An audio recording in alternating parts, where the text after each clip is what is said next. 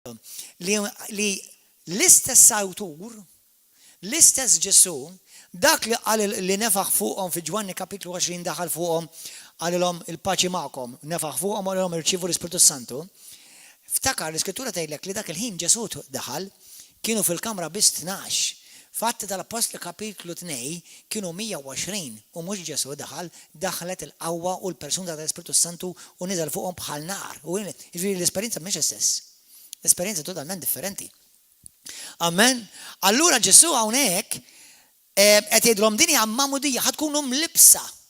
X'għedna aħna l-ġimgħa l-oħra li l-mamudija tal-Ispiritu Santu għalkemm titkellem bil-lingwi, kulħadd jgħid jien nitkellem bil-lingwi. Tgħidli ma jiena ma nitkellemx bil-lingwi, ma ngħid jiena ħa nitkellem bil-lingwi. Ejda ħa nitkellem bil-lingwi tal-Ispiritu Santu. Jekk inti temmen il-Bibja jekk ħajġrilek. Kemm għamikom ħadd tmorru l-ġenna li dejkom? Għal dawk li qed taħsbuha l-alternattiva hija l-infern. Mela, intom kif tafu li ħadmorru l-ġenna? Kif tafu li ħadmorru l-ġenna? Għax inta Ġesu ma' appartimenti tiegħek, kif taf? Kif qallek lilek inti? Li ma qali xejn, ma qali xejn lili. Imma kif taf? Le, mhux biżejjed, jien ma nemminx forsi. Le, kif taf li, Imma kif taf? Min qallek lilek? X'inhi? Għax hemm miktub. That's it.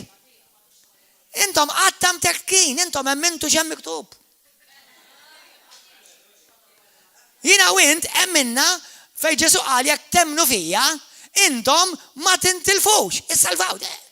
U emminta. Allora jekk Ġesu xal, jekk inti temmen fija, u jekk inti taċċettani bħala situ salvaturi, inti tkun salvat. Kemm minnkom intom salvati? Min qalilkom? Il-passer qalli, le, hemm miktub. Amen, mela għax hemm miktub. Mhux għax qal il-pastor, għax qal l-isqof, u għax ħassejta, u ħassejt tixtixa u hemm miktub. Amen. Halleluja, jekk dak l-statement kien tajjeb għal Ġesu għandu jkun tajjeb għalik. Ġesu kien ta' spiżjed hemm miktub. Amen. Mela jiena naf li jinsalvat, mhux għax qalt il-mami, jew għax jiena baċċi flus il-puttino kers.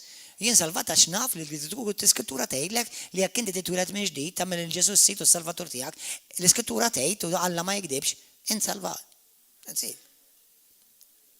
All right? Dak issa hemm ħafna fejn nistgħu niftħu ma biżżejjed dik għalissa. Mela issa jiena u inti, il-Bibja tgħidlek jekk intom tirċievu l-Ispiritu Santu x'jiġrilek? Tirċievi xiex? Qawwa. U kif ħankun naf li jint għandek il-qawwa? Almenu face to face. Kif naf li jint il-qawwa? Kif taf inti li għandek il-qawwa? X'inhi s-sinjal jew l-ewwel sinjal, x'inhi l-ewwel evidenza li jiena naf li jint vera mammet fl-Ispiritu Santu? Mhux qed ngħidilkom jekk inti salvat, għax jekk inti salvat jekk inti ta' Kristu. Jekk intix mammet fl-Ispiritu, kif taf jekk intix mammet fl-Ispiritu Santu jew le? Issa hawnhekk marit il-ħadd minnkom iħossu ħażin. Imma infatti aħjar tneħħu l-ħass kollu, għax jekk timxu fil-ħass, il-ħass imur. Il-ħass tieħ il-kanarin ħajoqgħod isaffa. Sewwa, allura fl-ebda mod meta jiġu għall-affarijiet ta' dottrina, toqgħodx timxi bil-ħass, imxi b'hemm xi hemm miktub. That's it. All right? Mela jekk jiena Ġesu wedni jekk jiena nitgħammet nkun salvat żgur, mela Ġesu jgħid jekk inti tirċievi l-mamudija tal-Ispiritu Santu, x'ħajġilek żgur? Titgħammed u titkellem bil-lingwi. Issa għandek xi ġara matul iż-żminijiet. Dak ma tkellimx mela mhux għal kulħadd naħseb. Ara dak ma qal xejn, mela ma naħsibx li għal kulħadd. Sena ftit eżeż aħwa. Kif itallimna ġimgħa l-oħra nerġgħu nirrepetu llum. X'għamel Alla, it's a done deal. X'tirċievi int, it's a continuous deal. X'għamel Alla, finito, that's it, done, finished. Jiġifieri il-mistoqsija why God id-delete jagħmel il-vokabularju tiegħek. That's it. Mela issa jiena kif ħanirċievi jien. U dem ħafna xi tal moġa fejn jiġi għal fejqan titallem tirċievi. Lord, meta għad fejjaqni għadu mhux il-ħin, min fejn ġibta dik? Taf kemm jivvintaw dottrini folots biex jakkomodaw il-failure tal-bniedem. Mhux għar-River of Love, u żgur mhux dan il-persuna li tħarsu lejn. Għax ma rajt xi ħaġa, għax ma ħassejt xi ħaġa, mela jnivvintaw dottrina li mhux Alla ma jfaqx il kulħadd issa. Fejn fil-Bibja dik? Mela għax int fattarta jew nkella ma rnexxilekx tilħaqha issa ngħidilha qarsa. Oops.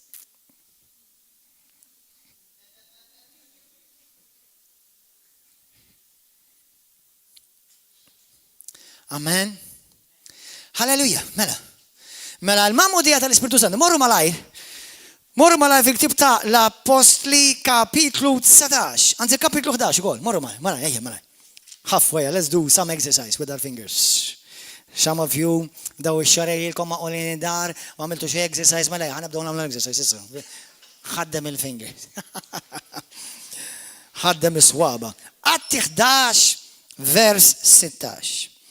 Ftakart imbagħad il-kelma tal-mulej meta Ġesu qal u stess, Ġwanni għamet bl-ilma. Iżda intom titgħamdu. Smajta terġa' doq mamudija titgħamdu bl-Ispiritu Santu. Sewwa x'iktar. Atti tal-Apostli kapitlu 19. 19. Qed infittex il-kelma mamudija bħalissa biex jiena norikom li din l-esperjenza, din il-weda tissejjaħ dejjem mamudija fil-Bibja, għalkemm għandna Kristjani li forsi niftemu u naqblu fuq dan, imma xi kultant jsejħula il-milja jew li timtela bl-Ispiritu Sant. It's okay, il-kunċett huwa l-istess ħaġa, imma nippreferi ngħid the baptism. Ħalli niftemu żgur. Ħalli min ma jgħidlix min ma jemmix għax inti għandek Kristjani li forsi well-meaning uħobbu l-mulej u ma jemmnux fil-mamudija tal-Ispiritu Santu, meta jiena ngħid xtejt il-Bibja huma ħajndunaw li din hija xi ħaġa differenti, mhux ġast għandu l-Ispiritu Santu issa m'għammet. Amen. Halleluja. Atti tal-Apostli kapitlu 19 għandek vers 4 fej Pawlu mar f'Korintu sab xi disċiplu għalilhom hekk ara. Imbagħad għalilhom Pawlu Ġwanni għammet ħanibda aħjar nagħmilha mill-bidu ħadd ma tagħmel sens. Meta Apollu kien Korintu, Pawlu għadda mill-inħawi ta' fuq u wasal f'Efesu fejn sab xi disċiplu staqsihom, ħadtu intom l-Ispiritu Santu? Meta emintu kulħadd jgħid ħadtu. Mhux isma' xi kultant ma titallimx biss xtejt il-Bibja, titallem ukoll il-Bibja x'ma tgħidx. Pawlu ma qalilhomx, isma' Alla batulek. Ma qalhomx, Alla batulek l-Ispiritu Santu lilkom. Le qalilhom intom irċevejtu. Hemm differenza totali. Mela ħanejdilkom eżi saħwa kollha ta' River of Love, eżi saħwa kollha ta' Malta Għawdex qed isegwu dal-messaġġ, l-Ispiritu Santu Alla batulek. Inti rċevejtu.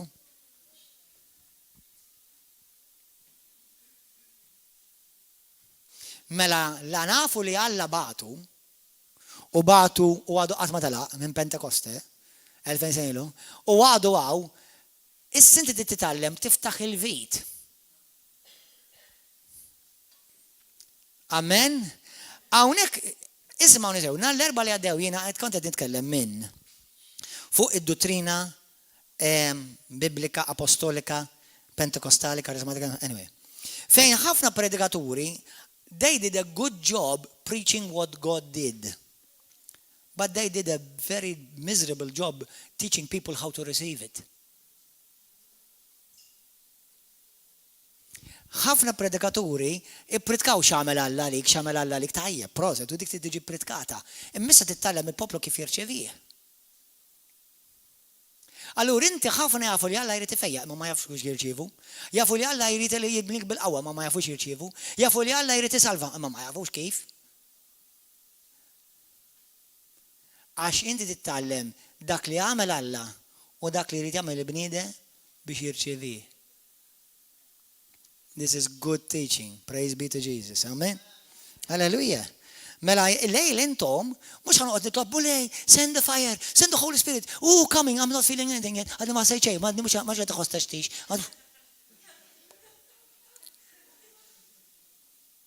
Le, l-Ispiritu Santu qiegħed. Il-moment li qalbek tiġi allajnjata mal-Alla u inti għandek dak il-ġuħ għandek dak il-ħaġ, inti rċievi, inti timtala bl-Ispiritu Santu tibda titkellem bil-lingwi, halleluja. U saba barakanda. Horja de babassija loboko. Jesus.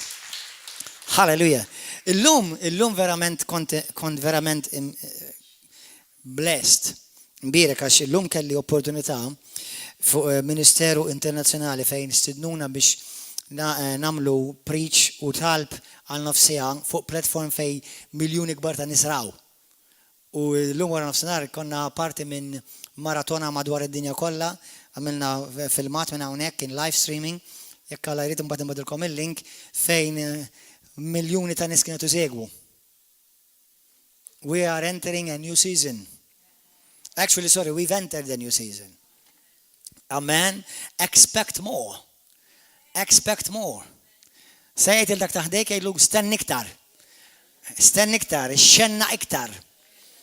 Hallelujah. Praise God. Mela hija ma'mudija. Bħal ma naraw Pawla tgħidhom x'ma'mudija rċevejt. Mela ma'mudija tistenna li jgħidulu irċevejna. All right. Point number 2. Fl-Atti tal-Apostli kapitlu 10, għanzi ħammorru bil-ktib ta' Ġwanni l-ewwel. Morru Ġwanni 4. Ġwanni 4. Ġwanni kapitlu 4. Kulħadd jgħid warajja l-lejla jien ħa nitkellem b'lingwi ġodda, b'lingwi tas-sema, b'lingwi tal-Ispirtu. Ġwanni kapitlu 4, Ġesu kien jitkellem ħdej mara ħdej bir, kulħadd ta' fuqha, naħseb il-biċċa kbira tagħkom dik l-istorja ta' fuqha. Ġwanni kapitlu 4 vers 10 ħamorru hemmhekk. U din kienet qed tittella l-ilma u Ġesu mar ħdejha jew bil-kontra msomma u kien hemmhekk baġġeti. Anyway, u da Alla għatini l-ilma. U diċċa sat, number 1 kienet mara, kienet weħda xi ġuvni ta' 33 sena ħelumen, kif taraħ id-dub, l-sadajti ta' biwaw men, da. ħanad bil-lejla. So, u għartlu inti kif qed titlobni l-ilma li? Għax kienet Samaritana, kien ludi, insomma, all di. Il-kunċett huwa di. Ġesu jgħidilha dal-kliem. Jgħidilha li kieku kont taf id-don ta' Alla, kulħadd jgħid id-don. Kieku kont taf x'inhu d-don ta' Alla,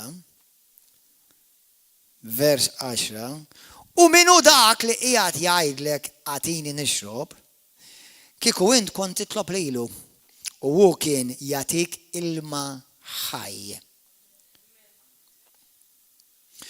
U l-mara għalklu Sinjur mela imnejn ħaġġib dal-ilma. Sewwa jaqgħu intaqwa minn missierna Ġakob li tana dan il-bir li minnu xorbu u li duvi mbriħel kollha tiegħu. U weġiba Ġesu kull min jixrob dan l-ilma jerġa' jagħtih laċ. Ma min jixrob bil-ilma li jagħtih jien qatt iżjed ma jkun bil-laċ, l-ilma li nagħtih jien isir fih għajn. Kulħadd jgħid għajn jew bir bħal bir sewwa. Għajn isir fih għajn li jwassal għal ħajja ta' dejjem. Kulħadd għajn jgħid għajn bir.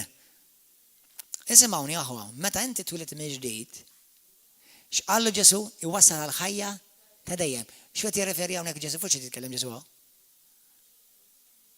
Qed jitkellem għall-esperjenza meta bniedem jitwiled minn ġdid, iwassal għal ħajja ta' dejjem. Imma isimgħu naqra issa mmorru fi Ġwanni kapitlu 7.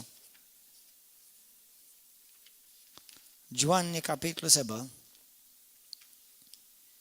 Thank you Jesus. Vers 37, 37. Fl-aħħar jum tal-festa, il-jum l-akbar solenni, l-aktar solenni, Ġesu qam jgħid bleħenoli min jieħdu laċ jiġi għandi u jixrob. Kif tajt l-Iskrittura min jemmen fija, minnu joħorġu xmajjar. Differenza bej għajn u xmajjar, kemm minnkom tidu l-għajn? Bil-fors. Jekk għandkom. Ma kemm minnkom kuntenti jekk jiena ngħidulkom isma' hemm xmajjar ta' issa, tgħidu lejna l-għajn biżejjed. Isimgħuni aħwa. L-għajn hija biss għalik, xmajjar għan-nazzjonijiet. l-Ispirtu Santu int essaċ għal ħajtek personali. Biżejjed li inti kollok l-Ispirtu Santu jammar fik, sewwa jwaslek għal ħada dejjem is-salva tkun fil-ġenna. Imma meta jiġu xmajjar, inti ħadd tagħmel inkull imkien imxarrab. Hemm differenza bejn jkollok għajn u jkollok xmajjar. Amen? U Ġesu qal min ġewwa fih joħorġu xmajjar tal-maħaj u dan qalu għall-Ispirtu Santu li kellhom jirċievu dawk li jagħmlu fih. Smajta dini? Imma meta kienet ħajġri da? Għax l-Ispirtu kien għadu ma ngħatalhomx. Billa Ġesu kien għadu ma ġiex igglorifikat. Mela dan l-Ispirtu Santu meta kien seta' jiġi wara li Ġesu għamel mewt u tara s-sema. Mela di żgur mhix Ġwanni 20, din hija qatt it-tnejn issa, din issa fejn jirċievu xmajjar u naraw it-twettiq ta' din il-profesija fejn Ġesu issa fejn naraw il-mulej jammidhom l-Ispirtu Santu fat-tabit l-dnej u jibdew jxerdu l-Ispirtu Santu l-qawwa tal-Vanġelu u l-meravilji tal-mulej man-nazzjonijiet. Qed tifhmu aħwa differenza issa. Issa hawn Kristjani li huma kuntenti b'għajn u naqabir. Imma l-mulej qal għal min irid iktar jeżistu xmajjar. That's why I'm part of the movement, not part of the monument. Għax jekk għandek xmajjar, int bil-fors kontinwament ħad kompli tikber, ħad kompli tespandi, ħad kompli xarra prux ma ta' nies madwarek. Alleluja. Grazzi mulej, kemm hawn minnkom tidu lesti għall xmajjar il-lejla. Thank you Jesus. Xmara ta' mħabba hija waħda minnhom. Hallelujah. Tafu li by the way din il-ġimgħa tkellimt ma' xi ministeru li qed nissapportjaw ġew il-Pakistan li jekk għal aeroplane tal ħaniftħu River of Love ġew Pakistan. Switzerland, Kenya, Uganda, Italja u l-mulej ħajkompli jispandi. Għax ix-xmara qed tispandi. L-xmara qed tispandi. Ix-xmara qed tispandi. Thank you, Jesus. U kombinazzjoni dil-ġimgħa jum ilu batli għalli qed nallimhom fuq it-teaching tiegħek stess tal-mamudija tal-Ispirtu Santu. Hallelujah. Gloria. You see what a blessing, aħwa? Hallelujah. Thank you, Jesus. Jgħid il-dak ta' tgħid you're blessed. Int imbierek. Thank you, Lord. Mela, hija gift, hija don. Ġwanni 4 rajnija, Ġwanni 7 rajnija issa ħamorru fl-Atti tal-Apostli kapitlu 10. Atti 10. Thank you, Jesus. Sekkalajrit blajna tal-mulej wans li daw l-affarijiet li għaddejna minnhom daw xerej ikomplu jaddu jisparixxu fi Żemż Kristu, iridu morru daw il-pajjiżi, Jina nipprepara ruħi biex immorru Svizzera, il-komunità li għandna Svizzera u l-pajjiżi l-oħra fl-Afrika, fil-Kenja u nkomplu nistabilixxu x-xogħol tal-mulej li sejħinna biex nagħmlu xogħol apostoliku. Amen. River of Love hija xogħol apostoliku. Amen. Mela, u intom parti minnhom. Grazzi Ġesu. Mela, Atti tal-Apostli kapitlu 10. Kun infaħħar Ġesu Kristu. U għal-dejjem ikun infaħħar. Vers 45, morru hemmhekk malajr. 44. Meta Pietru kien għadu qiegħed jgħid dan, l-Ispirtu Santu niżel fuq daw kollha li kienu qed jisimgħuh. Kulħadd jerġa' jgħid niżel fuqhom. Daw li kienu marru ma' Pietru, Lut li kienu hemmnu, staġbu kif Alla sawwab id-don tal-Ispirtu Santu fuq, kulħadd jgħid fuq, il-pagani wkoll. Qed jgħid hekk daw għaliex jistaġbu, għax daw għall-bidu ħasbu li l-mamudija tal-Ispirtu Santu u d-don tal-Ispirtu Santu biss għall-Lut. Qed tifhmu? Allura mbagħad meta bdew jaraw in-nies li mhumiex Lut qed jitgħamlu bl-Ispirtu Santu jitkellem bil-lingwi, tgħidu wow, xi ħaġa ġdida. Għax semgħuhom jitkellmu bil-sna u jfaħħru l-kobor tal-Alla. Ismawni, hawnhekk fejn jidher għall-menu miktub li daw twildu miġdi. Għax il-mument li jemmnu daw bħalma ġieli ġara lili, nara xi ħadd jagħti ħajtu l-Ġesu Kristu, il-qawwa tagħha tinżel fuq u dak il-ħin u jibda jitkellem bil-lingwi. U daf daqqa waħda tiġar ċivew żewġ mamudiji f'minuta. Aħwa, expect that to happen more. Expect that to happen more. Hallelujah. Assamawhom jitkellmu bil-sna u jfaħru l-kobor tal-Alla. Mbagħad Pietru qal jista' xi ħadd jiġħad l-ilma tal-mamudija? Jew nkella jiġħad il-mamudija tal-ilma lil dawn in-nies? Le. La ġa Alla salvahom. Għamlihom l-Ispiritu Santu naħseb l-ilma sorrajt ukoll hux, ma lajn għanduhom ukoll, għadsuhom waħda. Halleluja. Jista' xi ħadd u la ħadu l-Ispiritu Santu bħal ma ħadni għana wkoll. Eżis aħwajna u inti ma rċevejniex l-Ispiritu Santu tal-bambin ta' aħna u inti jiena u inti rċevejna l-Ispiritu Santu bħal ma rċevejna l-Ispiritu Santu l-apostli. U Ġesu kien mammet fl-Ispiritu Santu. Għettilkom il-ġimgħa l-oħra Ġesu kien imwieled mill-Ispiritu Santu ftakru Luqa kapitlu 1. Imma għal 30 sena Ġesu ma ra minn l-ebda mirakli, għalhekk meta tiġi mamudija tal-Ispiritu Santu fuqek, inti tibda topera fis-supranatural. U għalhekk għandek ruxmata knejjes mejta. Saru parti mill-monument. Għax is-sopranatural ikeċċuh il-barra, xuħud minnhom jazzardaw u jibdew jiteżżu snini meta nismagħhom, jgħidu dan mid-demonju u jekk attint miskin aħjar qatt ma twilid. Sewwa għax jaraw il-qawwa tal jgħidu la dim id-demonju. Kristjaneżmu mingħajr qawwa mhuwa kristjaneżmu xejn, huwa monument ieħor. Li kif jgħaddi l-kelb jolli saqajh u jagħmel pipi miegħu.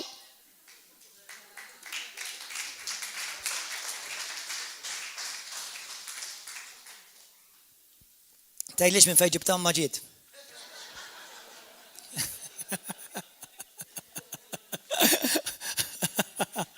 Mhux vera jew. Meta jkun hemm xi ħaġa stil, monument, tara tagħtes u l-klipp iduru miegħu.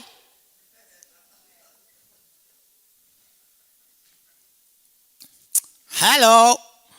Amen. Thank you, Jesus. Ejt il-dak taħdejn jgħidu welcome to Pentecost. Pentecost is here. Il-Pentecost qiegħda għaw. Gloria għal-mulej. U ordna li jitamdu fl-isem ta' Ġesu Kristu mbagħad huma talbu wkoll biex jibqgħu hemm somma. Halleluja. Mela, number 2. Qed ngħidilkom xi tgħid. Mela dan huwa don. Il-mamudija tal-Ispiritu Santu hija don. Jekk inti daqshekk kiblaħ li inti ħadajt il-Alla li ma rridux dan id-don, int verament tkun miskin. Jekk huwa don huwa rigal. Għandna kif rajna kapitlu 24, dan huwa r-rigal tal-Missier li jibatilkom. Dan huwa don, the gift bl-Ingliż. 3.3. Morru għatti tal-Apostoli 16 malajr. Mark, skużawni, Mark, mux Mark 16, Mark. Immemorizzawhom daw il-messaġġi aħwa. Daw il-passaġġi speċjalment għax ikolkom bżonnhom ta' spiss. Mark 16, passaġġ li għandkom tkunu tafuh bl-amment u tgħixuh u dejjem tikbru fih. Vers 14. Fl-aħħar wara ruħu l-11 stess. Waqt li kienu fuq il-mejda u ċanfarhom tal-li kienu mnieqsa mill-fidi u hekk rashom ibsa li ma jemnux lil dawk li jemnu li kienu rawh wara li qam il-mewt. U qalilhom morru fid-dinja kollha. X'għandu l-Vanġelu mill-ħolqien kollu. Min jagħmlu dan? Kulħadd. Kull min jemmen. Min jemmen u jitammet isalva. Din weda.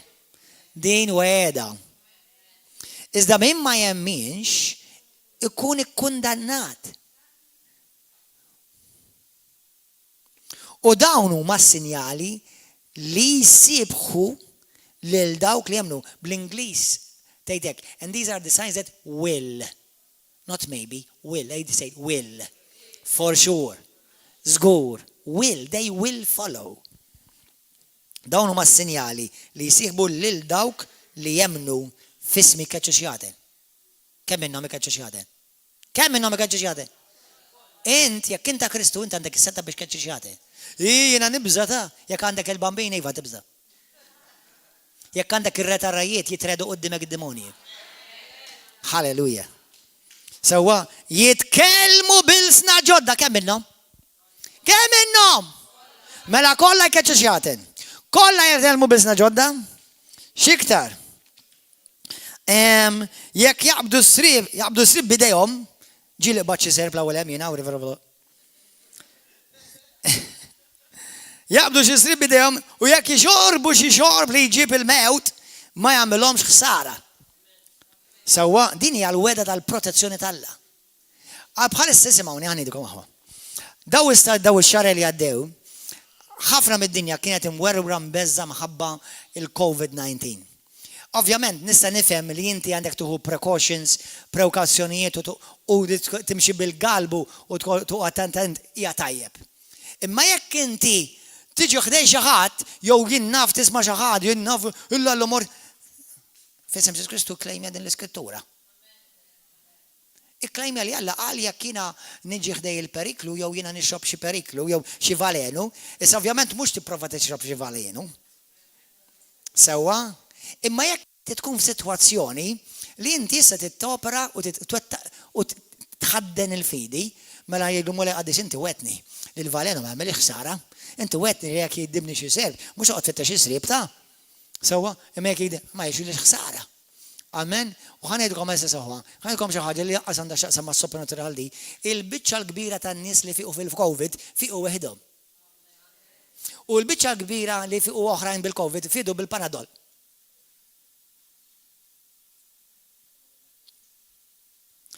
Għattifmu? Ġifiri, ħanejdilkom aħwa, jina mux għadnejdilkom ma toqodux attenti u tużaw il-kautela u taħslu idejkom sewa id-dar, mux ma tantmorru ximkien bis, id-dar u kol, ġifiri, għak joġabkom uħorġu mid-dar natfa, tiġux tiħdu xawar ta' komaw, please. Sewa, ġifiri, u li tużaw ċertu kautela, imma teħxux fil-biza. Li teħx fil-biza miex il-wirt tijak fi Kristu. Amen. U ma passer ma naf il-xaħat li qabditu u fiq.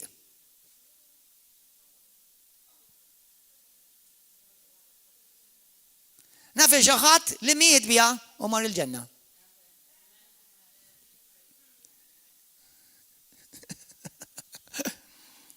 Kien hemm testimonjanza fuq il-Facebook għamilta ma nafx krajtu wix.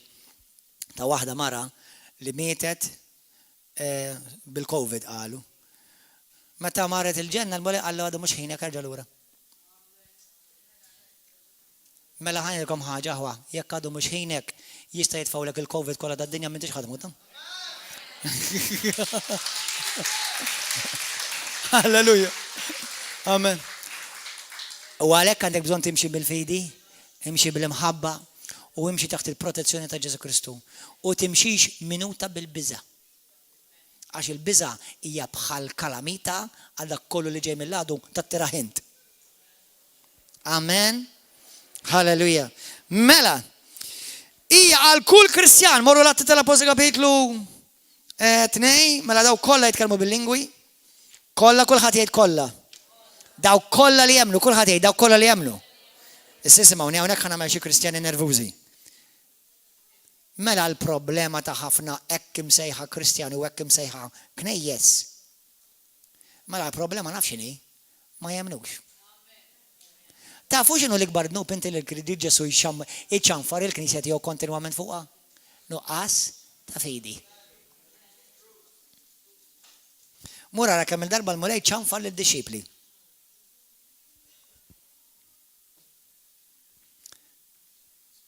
Imma ħafna jaħsbu li daw ma bissa n-nies tal-Pentekostali u tal-Karizmatiċi. Ismawni, fil-Bibja ma kien hemmx la Battisti, la kien hemm Kattolċi, la kien hemm Protestanti, kien hemm biss Kristjani li esperjenzaw il-qawwa tal-Ispiritu Santu Pentekoste u kollha esperjenzawha mhux nofshom jew ftit minnhom kollha. Kollha. 120 minnhom. U mbagħad il-Bibja tgħidlek tant kellhom qawwa daw in-nies li mbagħad wara ġurnata saru 300 u 120. Ja, 3000 anzi, sorry. Għax ftit sigħat il-Knisja saret tiġa fuq l-eluf biex bil-qawwa tal-Ispiritu Santu. Amen. Mela, Atti tal-Apostoli kapitlu 2, xi tajt? Qed ngħidilkom il-benefiċċji ta' min u meta nimtlew bl-Ispiritu Santu. Atti 2 vers 1. Meta wasal jum il-għajt, huma kienu, ġifieri Pentekoste, huma kienu l-kol flimkien f'post wieħed, daqqa waħda ġie mis-sema ħoss bħal ta' riħ qawwi u mela d-dar kollha fejn kienu qegħdin u darulhom il-sna ta' qishom tan-nar li tqasmu u qagħdu fuq kull wieħed, kulħadd jgħid kull wieħed. Kull wieħed. Mhux qagħdu biss fuq l-apostli u l-oħrajn qagħdu jħarsu. Kull wieħed. Kull wieħed minnhom. Imtlew il-koll, kulħadd jgħidha imtlew il-koll. River of Love, Alla jrid River of Love u Alla jrid kull knisja ġenwina tiegħu tkun mimlija bil-qawwa tal-Ispiritu Santu. Mhux il-pastor biss, jew id-diakni biss, jew l-elders biss, jew l-evanġeli. Kollha! Amen? Dik hija l-weda ta' Ġesu għal kull min jemmen. Issa fil-knisja hemm ordni, imma biex tevanġelizza Alla jritak il-qawwa tal-Ispiritu Santu. Amen? Tlew il-kol bil-Spiritu Santu u l-kol bdew jitkellmu. Kulħadd jgħid il-kol bdew jitkellmu. Xi bdew jgħidu? Bdew ixandru bil-sna ġodda skont ma l-Ispiritu kien jagħtihom jitkellmu. Kollha bdew jitkellmu. Min beda jitkellem l-Ispiritu Santu? Kemm minnkom taħsbu l-Ispiritu Santu jitkellem bil-lingwi? Olli dejkom. L-Ispiritu Santu ma jitkellemx bil-lingwi. Inti titkellem bil-lingwi.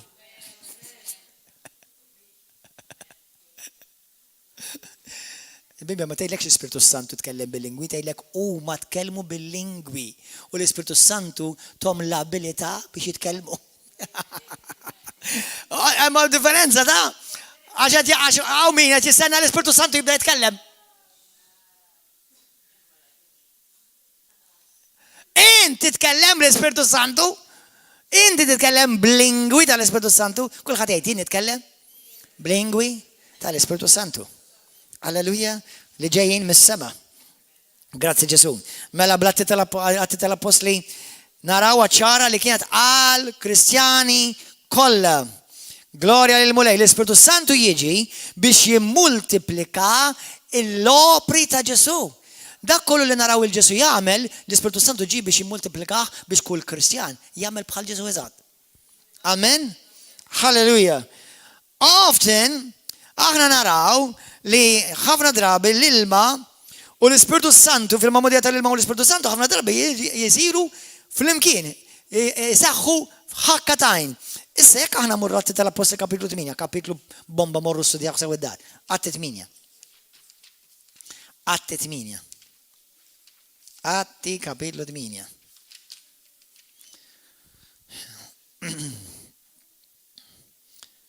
Ħanibdew naqraw minn vers 14. Pero żommu naqra jdejkom, marċin werriġkom ta' imma żommu għajnikom fuq vers 9. Għax vers 9 kien jitkellem, kien hemm wieħed li huwa sorcerer saħħar, kien jismu Xmun. Dan sema lil Filippu jxandar il-Vanġelu tas-Saltna li senta Ġesu u l-kelma talla. Combination tajba biex tara l-qawwa talla. Xandar il-Saltna talla, l-Vanġelu tas-Saltna, l-Bibja tgħidlek, morru qraw sew il-passaġġ. Filippu beda jxandar il-Vanġelu tas-Saltna. Mux il-Vanġelu tal-Knisja tagħna, il-Vanġelu tad-denominazzjoni tagħna, il-Vanġelu tas-Saltna. Tu beda jxandar l-isem ta' Ġesu. Mux il-qaddisin u l-patriarki u paniġirku u paganizmu. 3 u l-kelma. Isimgħuni. Xiktar. Issa vers 14. Mela dan ix-Xmun, dan li kien saħħar u miegħu kien hemm ħafna iktar, għax raw il-qawwa talla ta' opera permezz ta' Filippu, daru lejn il-Vanġelu. Daru lejn il-Vanġelu. Isimgħuni aħwa, ħafna illum il-ġurnata il-Vanġelu Alla ma qallekx qod tikkonvinċi jien issa ma fiha xejn tal inti tkun taf titkellem, għandek tkun taf titkellem. Imma jekk kien il-bniedem jesperjenza l-qawwa tas-sema, faċilment jiġi konvint. Amen. U issa imma għalkemm u daw itamdu by the way, daw kollha li konvertew, daw li Kristu, inkluż anke Xmun il-saħħar. Il-Bibja tgħidlek daw itamdu fl-ilma ma. Issa simgħu vers 14. L-apostli li kienu Ġerusalem semgħu li l-poplu l-nies ta' Samarija laqat il-kelma talla. U batu hemm lil Pietru u lil Ġwanni. Dawn niżlu hemm u talbu biex dawk li jemnu jirċievu l-Ispiritu Santu. Kulħadd jgħidha, dawk li jemnu jirċievu. Dawk li jemnu jirċievu. Aħna nemnu, aħna nirċievu. Jiena nemmen, jien nirċievi. Il-lejla kemm minnkom qed titkellmu bil-lingwi ġodda tal-Ispiritu Santu għal idejk. Għandna 4, praise God, all right, baqgħu seta' oħra mala biex ikkonvinċi komplement. Kemm hawn minnkom ħad titkellmu bil-lisna ġodda l-lejla. Kemm hawn minnkom għadek qatt ma tkellem bil-lisna ġodda qabel imma l-lejla taf żgur il-lejla ħad titkellem bil-lisna ġodda. Amen. Għax inti x'ħad tagħmel? Ħad tirċievi. Amen. Hallelujah. I think I'm making it simple, no? Hallelujah. Mela, l-apostli talbu marru hemmhekk u talbu ma daw l-aħwa ġodda fil-mulej biex jirċievu. Għax l-Ispiritu Santu kien għadu ma niżilx fuqhom, kulħadd jgħid fuqhom jerġa'. Mela kellhom Spiritu Santu fihom għax jitgħamdu, għax ċettaw Ġesu, imma ma kienx għadu niżel il-qawwa għaliex il-mamudija tal-Ispiritu Santu hija distintament differenti minn kwalinkwa esperjenza oħra. Ħanilkom aħwa, meta xi ħadd jirċievi l-mamudija tal-Ispiritu Santu hija viżibbli. Il-bnidem jaġixxi differenti, jitkellem bil-sna ġodda, jibda jopera l-qawwa talla fih, inti tinbidel. Mela l-ewwel ikollok l-ewwel bidla issir dammiġġana ġdida. U mbagħad ikollok il-bidla oħra fejn issa tirċievi nbid ġdid. Qed tifhmu aħwa hawn minnkom dammiġġana ġdida all right, imma għadkom bla nbid. Irċivejtu l-ilma ħaj li wasalkom għal-ħajja ta' dejjem. Imma m'intomx twaslu il-ħajja ta' dejjem bil-ħadd ieħor. Inti xarrabt, imma dawk ta' madwarek ma jafux id-differenza. Amen. Halleluja. Grazzi Ġesu. Għax dawk kienu għadhom biss itamdu fisem il-mulej Ġesu. Imbagħad l-apostli qegħdu jdejhom fuqhom u l-koll irċievu l-Ispiritu Santu. Issa xi ħaġa interessanti, vers 18. Meta xmum dak li kien saħħar qabel, ra li bit qegħdin tal-eddej, ra kulħadd jgħid ra. Mela ra xi ħaġa. Ra xi ħaġa u ġibditlu l-attenzjoni da xi ħaġa ġara. Li permezz ta' tqejjed tal-edejn l-apostli kienu jirċievu l-Ispiritu Santu, daw kienet jirċievu l-Ispiritu Santu. Huwa offra il-flus l-apostli da ma kienx jaf xejn, għadu kif twiled mill-ġdid. Għadu ma jaf xejn xi tfisser titwiled mill-ġdid u kif timxi wara l-mulej tkun dixxiplu. U qalulhom għatu din is-seta. Ġifieri din il-qawwa. Ra qawwa. Ra. Meta tara nies jinħalsu qed tara l-qawwa. Meta tara nies jitkellmu bil-lingwi qed tara l-qawwa. Meta tara nies ifejqu l-morda qed tara l-qawwa. Qed tara. Amen. U qalilhom għatu din is-seta l-koll lili biex kull min qiegħed idejja fuqu jirċievi l-Ispiritu Santu. Imma Pietru wieġbu. Alla jaqret li l-flusek u lilek magħhom. La darba ħsibt li bi flusek tista' tixtri don tiegħu jekk huwa don, ma tistax tixtrih, tista' biex tirċivih għax huwa don. Imma Pietru wieġbu Alla jaqret lilek. U dak kif semajk miskin jitwerwer. Allu għax Pietru qallu int m'għandekx taqsam ma' din il-ħaġa.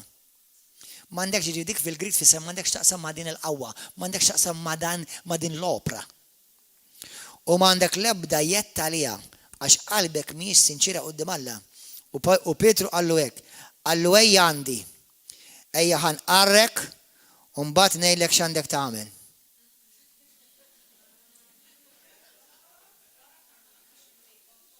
U minn hemm beda l-qrar. Daħal ġo kaxxa, qallu ejja bnejli. Ma ntax taqraw hekk fil-Bibja? Ara, sorry, ta' mhux hekk tgħid. Allu indem! Pietru daw. Min dan il-ħażin tiegħek u int itlob lill-mulej biex jaħfillek nabiti.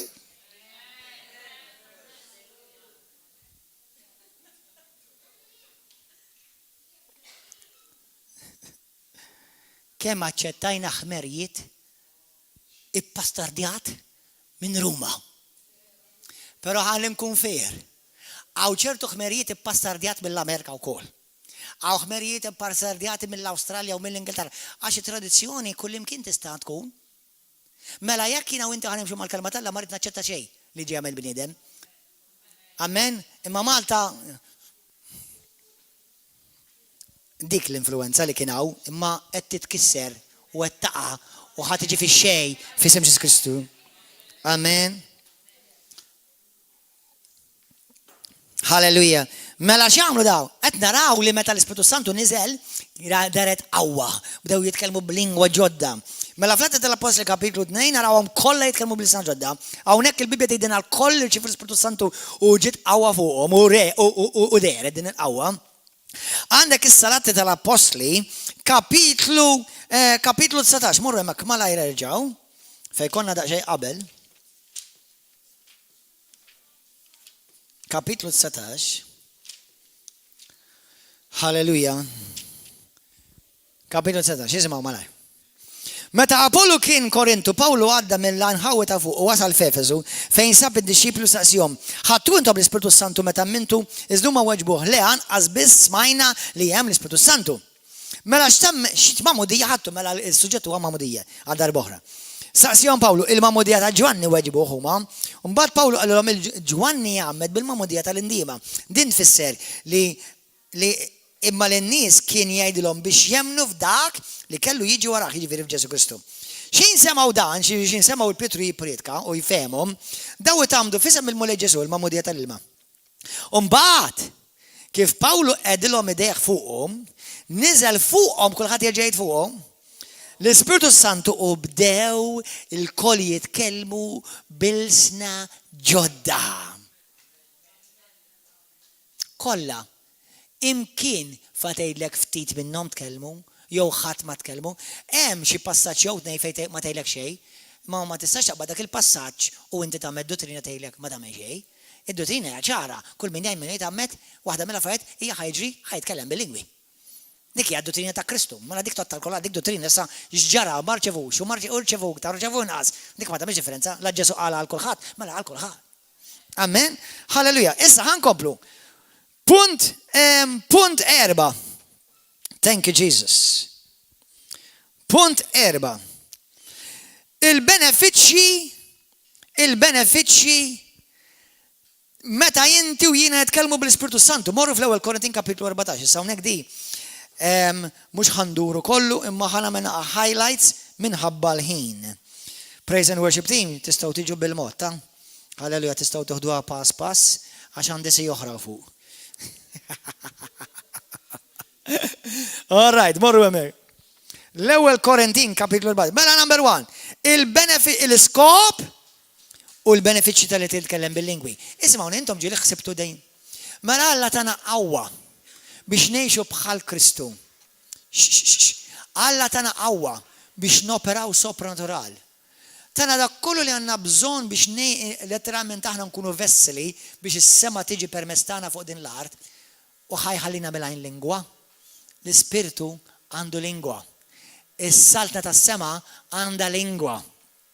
Allura anka meta bniedem jitwieled minn ġdid, verament, jekk din tesperjenza twieled minn ġdid u titwieled u tiġi magħmed bis-Spiritu Santu, ħadd irċievi lingwa. Lingwa sopranaturali. Issa isimgħuha. Il-benefiċċji personali u l-iskop għal xi għandek titkellem bil-lingwi u x'inhu huma l-benefiċċji li inti titkellem bil-lingwi. L-ewwel Korintin kapitlu 14, vers 1-3, fitxu l-imħabba ix-xen u għad-doni tal-Ispiritu Santu l-aktar id-don tal-profezija. Għax min jitkellem bil-ilsna ma jkunx qed jitkellem mal-bniedem. Imma jitkellem ma' Alla. Benefiċċju. Meta jiena jitkellem bil-lingwi, nitkellem ma' Alla. Lingwa perfetta li jifhimha Alla żgur. Lingwa perfetta li l-bniedem ma jifhimix. Issa tgħid li passeri ma fl-Atti tal-Apostoli kapitlu 2, in-nies li kienu madwarhom fehmuhom. Ma dak mhux għax kellhom l-Ispiritu Santu, dak għax b'mod sopranaturali l-Atti tal-Apostli, l-Apostli u dak il-120 tkellmu bil-lingwa li jarfu dawk. Dik hemm differenza. Tifhem, hawnhekk għandna Taljani. Maħna, għanna konna nisba mill-Afrika, mill-Svizzera, minn postijiet madwar id-dinja. Jekk jiena xaħat jibda jitkellem bi-Svizzeru, u jiena uħat minnkom xseb jitkellem bi-Svizzeru għaw, u f'daqqa waħda nibda għanna persuna ġdida. Mux persuna mwedda miġid bil-Spiritu Santu, persuna ġdida. U d-duru u jibda jindirizza li ila bl-Svizzeru, u jibis tifhem ma l-Svizzeru. U din għadha mux tal-mulej. Dik hija tara il-bilinga dejlek the wonders of God. U Alla jikkonvinċi, għantikom eżempju li ġara darba. Mela darba kien hemm wieħed raġel, Ludi. Dak kien Ludi u kellu ħabib tiegħu pastor, ovvjament Kristjan. U da mar il-komunità tiegħu istiednu ġewwa l-Amerika. U kien hemm żewġ aħwa nisa li f'daqqa waħda mhux tas-soltu, daqqa waħda bdew jitkellmu bil-lingwi. Issa hemm il-lingwi personali. Il-lingwi li huma inti tibbenefika minnhom għalik personali. U hemm il-lingwi ministrattivi. Jiġifieri għal ministeru. Hemm il-lingwi li tibbenefika int personali minnhom. U hemm il-lingwi li tibbenefika l-Knisja minnhom. Għalkemm l-Ispiritu Santu imma l-funzjoni differenti. Isma', mela daw bdew jitkellmu bil-lingwi, wara ftit sekondi il-pastor għalilhom hekk jogħġobkom poġġi bil-qiegħda, u da li kien stiednu ħabib tiegħu kien Ludi, da ħarab il-barra, telaq il-barra. U l-pastor qal l-istrina, qal x'għamilt l-estra da telaq il-barra da jew forsi naf ħalih jew wara xi ħaġa li dejqitu u telaq. L-għada jiġi dak il-Ludi. U l-pastor jgħidlu isma' dawk in-nisa fejn tal-moħħ il-Ludi? Għax kellmuni b'lingwa perfetta bil-Ludi. Allura dawk Lut, allura le.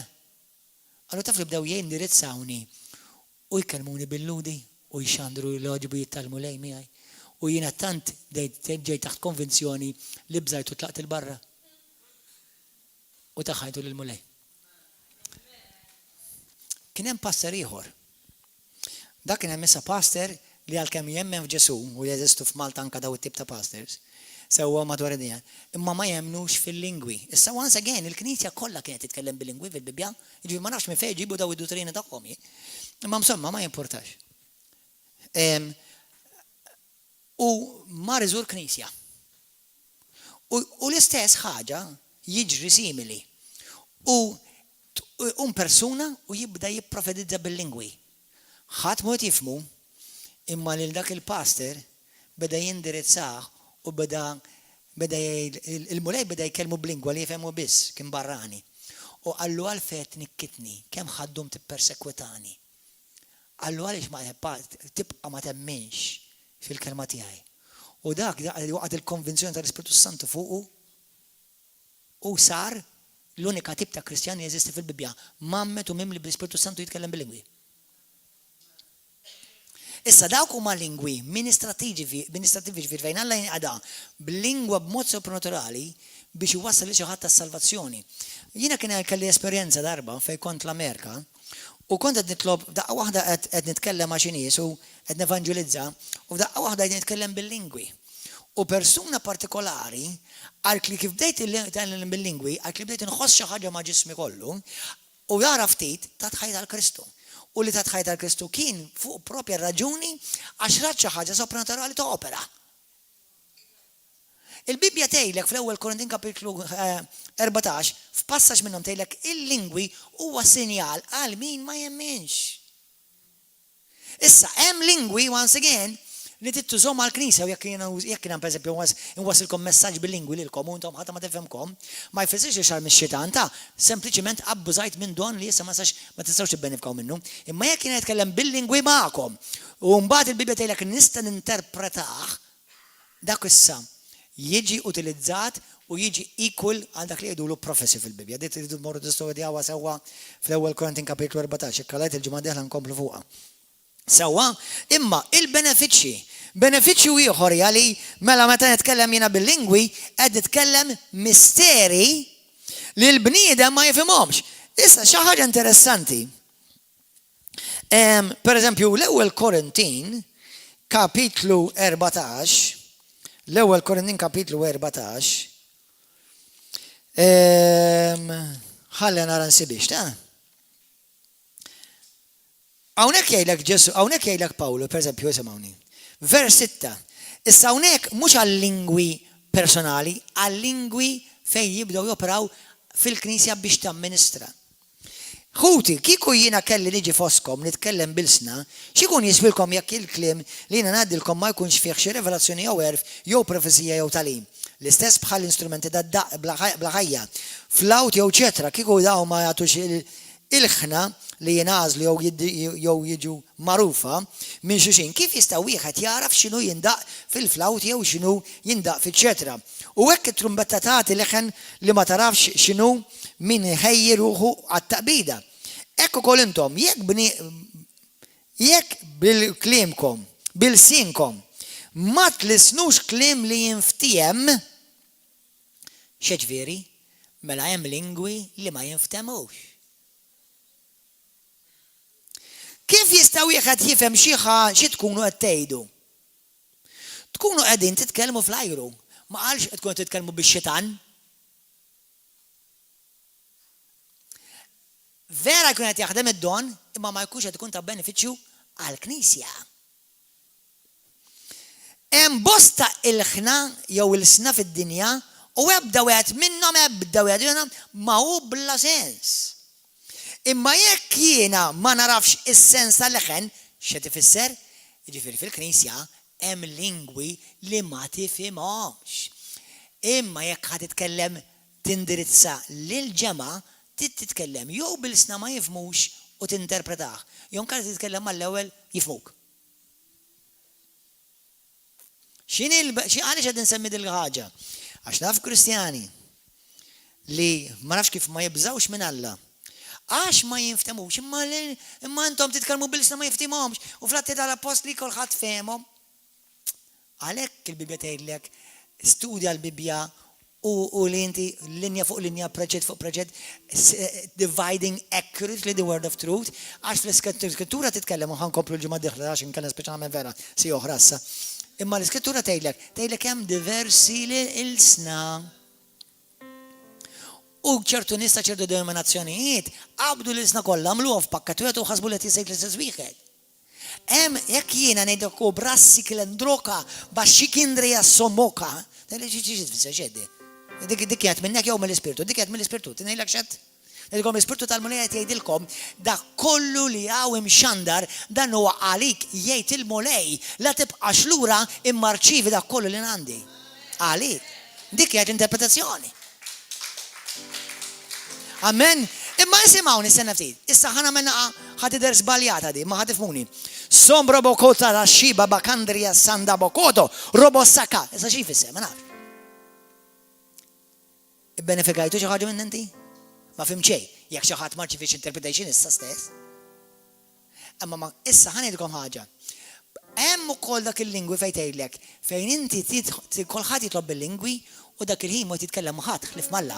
Mela jiena se ngħidilkom, issa saħ wara kulħadd tejja nitolbu bil-lingwi issa stess. 1, 2, 3. Sobra daxxi la babossonda. Ora la babassa kala bassoho. Faħru lil mulej ya rabodosso la mandaja. Robo, issa stop. Do I need to understand that? No, why? Because I was not addressing you, I was addressing him. Capisci differenza? Capisci differenza? Taf kemm hemm studju fuq da, kalajt il-ġimgħa d-dieħla ħankompli fuq. Amen. Mela, qed ngħidilkom da, hemm il-benefiċċju li din hija lingwa inti, il-Bibja ħanaqralkom dal-aħħar waħda għax verament. Wasalt point 4 baqa' għali 10. No, Jesus have mercy. Ħanaqralkom din l-aħħar waħda. Morru Romani kapitlu 8, u mbagħad nitolbu. Romani 8. Qed ngħidilkom hekk għax jiena meta tajt ħajti lil Kristu, Alla uża nies li jħobbu lil mulej imma ma kinux jemnu fil-mamudija tal-Ispiritu Santu u ma kinux jemnu fil-lingwi. Anzi, xi wħud minnhom kienu jazzardaw jgħidulu qod attenda x'dak tax-xetan.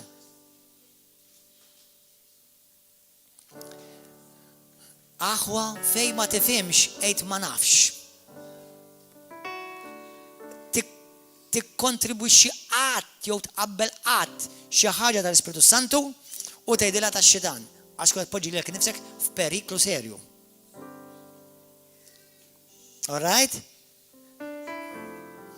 Ħanaqralkom l-aħħar waħda u ħanitolbu. U daw kollha intkom għadkom qatt ma rċivejtu l-mamodija tal-Ispirtu Santu, il-lejla kulħadd xajajt ħajr ċievi. Kulħadd jgħid jien nirċievi. Issa hawn minnkom tgħidlin ma jiena tiġa rċivejt pereżempju 10 snin ilu. Bibja tgħidlek fl-Atti tal-Apostoli kapitlu 4 erġa' mtella. Hallelujah. Praise the Lord. U għaw xiħut minnkom daw ix-xarejx nxiftu u għandkom bżon invażjoni oħra tal-Ispiritu Santo. Halleluja. Hallelujah. Ħanaqralkom di. U nispiċċaw hawnhekk, and I promise you. Romans 8. Isma'u kemm sabiħa di. Waħda mill-benefiċċji li mhux ħaniftaħ fuq issa hija li meta inti xi kultant qed titlob aħwa u ma tafx kif taqbad titlob. Kemm minnkom onestament tkun qed titlob inti mu mal-mulej ma tafx ħataqbad tgħid. Għal-mama tlab, tal-papa tlab, tal-ħija, tlab tal-kelb, tlab tal-pappagal, tlab tal-menik tani titlob. Itlab għal-passer, tiqafx. Amen. U tibda tgħid ma x'ħanejt issa. Issa xi ħaġa interessanti, l-Ispiritu Santu l-Bibja tgħidlek jieħu over. Jieħu over mhux jiġifieri jgħidlek plaħ ħalqek kif ħadd mhux hekk ta'. L-Ispiritu Santu huwa ġentwom, apparti huwa qawwi u ma ġentwom. Inti tgħid tagħtih l-ispazju. Allura inti jgħid issa Spiritu Santu hu over u tkellem inti. U l-Ispiritu Santu l-Bibja tgħidlek jibda jitkellem u jinterċedi għalik għal-qaddisin, mhux dak li għamluhom Ruma ta' qaddisin jiġifieri Kristu. Il-qaddisin. Sewa il-qaddisin skont ir-rida perfetta tal-la. Halleluja. Mela kif tiklob għal-qaddisin perfetta tal-rida? Mulej, ir-rida perfetta tal-la, mulej. Passer, ħanitlob għal-passer. Nitolbu għali, għal-familja tiegħu, il-mulejjejn, u jtejħ il-grazzja, jtejħ l-erf, xiktar. Ok, xabra kosso lo bandara da tissa. Hoba kana masabba kandara basso. Fada barokusso alla henda kia makundu rossama. Alla brokudia bikisinda. To ha. Thank you, Jesus. More, Holy Ghost. And what do? You switch. X'qal Pawlu? Għal jekk nitlob l-Ispirtu moħħi ma jifhem xejn. Mela once again, għal dawk li tgħidu bil-forsi tinfhem, qed jgħidilkom ċar hemm lingwi li ma jinftemux, għax iskrittu tgħidlek hemm il-lingwi tal-anġli u hemm il-lingwa tal-bniedem. Sewwa, mbagħad għandek il-Bibja tgħidlek fejn issa jiena x'qed nagħmel qed nitlob perfett.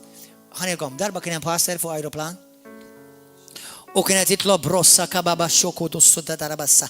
I'm praying in the Honte City. U kien hemm Kristjan ieħor li ma kienx jemmef dawn l-affarijiet ħdej. Allu x'inti tagħmel? Allu Kristjan, allu x'inhu ma dawk? Allu dawk lingwi tal-Ispirtu. Allu ma għalfej toqgħod titlob l-Ispirtu. Allu ħabib, allu dawk huma l-unika tip ta' talba li jiena ma nistax inkisser. It's the only type of prayer I can't mess up. Why? Għax il-Bibja tgħidlek you pray the perfect will. ħanedgħu maħwa, xi kultant naħna tolbu talb.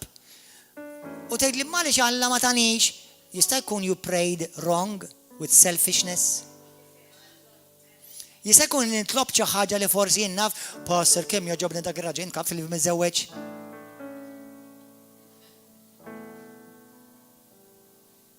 Ma tajolix il-mulej, u żgur li le.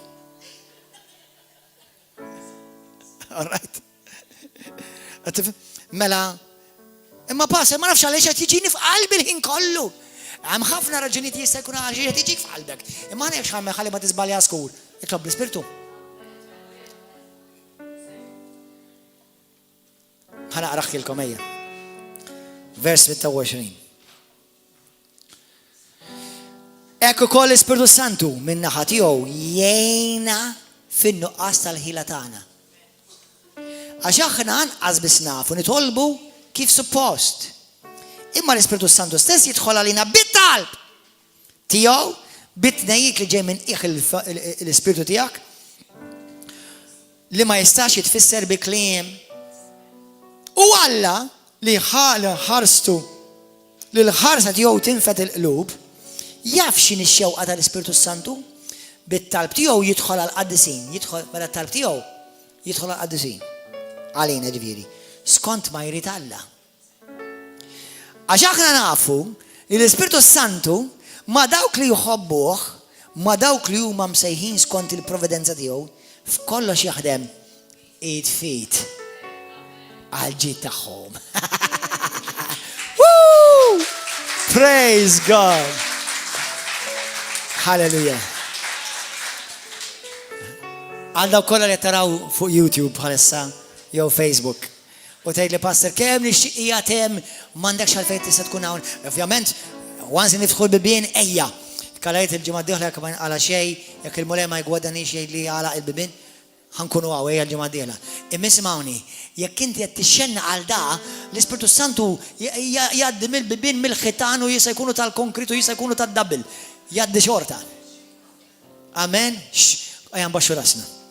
Jekk inti llum għall-ewwel darba tara dal-messaġġ dejli pastor qed nuhu biex nisma' il-kelma tqawwini, ħalleluja, u nixtieq nagħti ħajti lil Ġesu llum għall-ewwel darba, nixtieq nibda esperjenza ħajja ġdida mal-mulej. Jekk intom il-ġodda, intom li għall-ewwel darba taraw dan il-programm, taraw dan il-messaġġ, jekk għall-ewwel darba bis-serjetà tagħti ħajtek il-Ġesu, olli dejk, hawn xi ħadd illum għall-ewwel darba jixtieq jagħti ħajtu lil Ġesu, olli dejk issa stess. Mux qed ngħidilkom insir reliġjuż, jew niġġojna xi reliġjon, le, li tintaqa' ma' Ġesu Kristu ħaj, olli dejk issa stess.